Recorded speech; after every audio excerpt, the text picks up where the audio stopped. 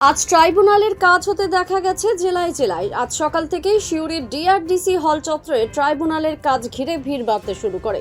জেলার বিভিন্ন প্রান্ত থেকে বহু মানুষ সেখানে এসে জড়ো হন। কিন্নাহার, লাভপুর, রাজনগর সহ দূর দূরান্ত এলাকা থেকে অনেকেই উপস্থিত হন। সকাল থেকেই দীর্ঘ লাইনে দাঁড়িয়ে থাকতে দেখা যায় সাধারণ মানুষকে।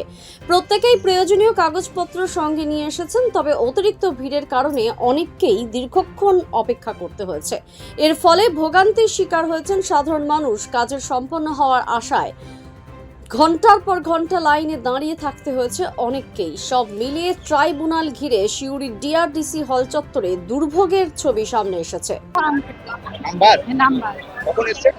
সকালে এসেছি। তিনজন। আর বাড়িতে কজন থাকে? বাড়িতে থাকি 4-5 জন। তাদের নাম আছে? আপনাদের নাম্বার? আমার মেয়ে। আপনার মেয়ের?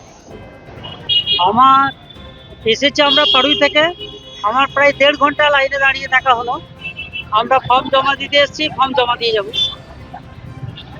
আমাদের এলাকা থেকে 260 জন, একটা পঞ্চায়েত থেকে 260 জন পাঠিয়েছে। পাড়ুই গ্রাম পঞ্চায়েত, লাভপুর বিধানসভা, পাড়ুই গ্রাম পঞ্চায়েত। দেখুন, এখন এটা বিচারাধীন, জজ সাহেবদের অধীনে আছে। কোনো অগণতান্ত্রিক বা যেটা বেআইনিকতা সেটা বলা যাবে না। একটা রিকোয়েস্ট থাকবে জজ সাহেবদের কাছে আমাদের, সেটা হচ্ছে সহানুভূতির সাথে যারা ম্যাপ, যারা বৈধ ভোটার, যারা অন্তত আধার দিয়েছে, তাদের বৈধ ভোটার কার্ড দিয়েছে, রেশন কার্ড দিয়েছে, আর প্যান কার্ড দিয়েছে, এগুলো তো সরকার দিয়েছে, গভর্নমেন্ট দিয়েছে। তার সাথে তারা স্কুল সার্টিফিকেট দিয়েছে, অনেকজন পাসপোর্ট দিয়েছে। সেইগুলোকে যেন অবশ্যই এগুলোকে যেন অ্যাপ্রুভ করে দেওয়া হয়, এটা আমাদের আবেদন থাকবে। আর ছোটোখাটো যেগুলো খানিকাতে ভুল আছে, হয়তো বানানগত ত্রুটি আছে, সেগুলো যেন সহানুভূতির সঙ্গে এগুলোকে অ্যাপ্রুভ করা হয়। আমার নাম হচ্ছে শেখ পিয়ারুল হক। আমি অ্যাপ্রুভ আছে, আমি একজন বিএলও। পাশে আছে, হ্যাঁ, আমি একজন বিএলও, কিন্তু তার সত্ত্বেও আমার বাবা কিন্তু ডিলিটেড। অথচ তিনি কিন্তু পাসপোর্ট দিয়ে আবেদন করেছিলেন যখন ডিসক্রিপেন্সি ছিল তখন, তার সত্ত্বেও ডিলিটেড এসছে। সুতরাং আবেদন থাকবে যাতে এগুলোকে অ্যাপ্রুভ করা হয়। আমি ওই নাম ডিলিট হয়েছে, তার জন্য আমি এখানে অ্যাপ্লিকেশন জমা দিতে এসেছি। মোরশ্বর 1 ব্লক থেকে। আমাদের ওয়ার্ডে 14 জন বাদ গেছে।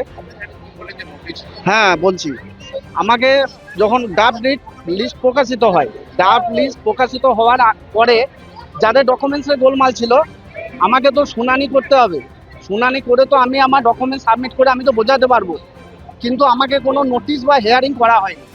উইদাউট নোটিশ বা হিয়ারিং ছাড়াই নামটা অ্যাডজুডিকেশনে ফেলা হয়েছিল। প্রথমে উইদাউট নোটিশ ছাড়াই অ্যাডজুডিকেশন করা হয়েছে, তারপরে নামটা ডিলিট। আমার কাছে নোটিশের কোনো প্রমাণ, হ্যাঁ না, হিয়ারিং এ ডাকা হয়নি, না নো হিয়ারিং এ ডাকা হয়নি। হ্যাঁ, তারপরে দেখলাম যখন লিস্টটা বেরোলো 28/2 তারিখে, তখন দেখলাম অ্যাডজুডিকেশন তালিকা। এবারে অ্যাডজুডিকেশন তালিকার আগে তো আমাকে তো হিয়ারিং করা হবে, আমি তো ডকুমেন্ট সাবমিট করব, কিন্তু আমাকে কোনো হিয়ারিং এর নোটিশে শুনানিতে রাখা হয়নি। হ্যাঁ, আমি জানছি, আমি তো অনলাইনে চেক করেছি। হ্যাঁ, তারপরে এই নামটা ডিলিট হলো বলে ডিএম অফিসে এলাম, তো ঢুকতে দেয় না, কথা বলতে দেয় না। পুরোরম করে গেলাম, তো ওরা বলছে ইলেকশন অফিসারের কাছে যান। ইলেকশন অফিসারকে বললাম, তো ইলেকশন অফিসার বলছে আপনি নোটিশ পেয়ে যাবেন, বিএলওকে বলুন। বিএলও বলছে আমাদেরকে নোটিশ দেওয়া হয়নি, দিলে আমরা তোকে কেন দেবো না, এরকম কথা বলছে। তাহলে এর ছোড়া হয় কি পাবো? আর ট্রাইব্যুনালে আপিল করতে গেলে আমাকে হিয়ারিং এর নোটিশ মাস্ট, যেটা নির্বাচন কমিশনের এসওপি বা গাইডলাইন, কিন্তু আমার তো কোনো নোটিশ বা হিয়ারিং এর শুনানি নোটিশ কোনো কাগজ নেই। তাহলে আমি কিভাবে অ্যাপ্লাই করব? হ্যাঁ, অবশ্যই গাফিলতি। নির্বাচন কমিশনারের হোক গাফিলতি, বা আমাদের এখানকার ডিএম অফিসের হোক গাফিলতি, বিএলওর হোক গাফিলতি, বা ইআরওর হোক গাফিলতি, অবশ্যই কারো গাফিলতি, কিন্তু এটার বিরুদ্ধে তদন্ত করা দরকার। আমি বলতে পারছি না কার গাফিলতি। হ্যাঁ অবশ্যই, না সেটা ইলেকশন কমিশনার জানবে, এবং প্রত্যেক জেলার জজরা জানবেন, এবং এডিএম ডিএমরা জানবেন কি করে সম্ভব, কি করে কি করবে। দ্য সহজ পাঠ, সহজ কথা, সঠিক তথ্য।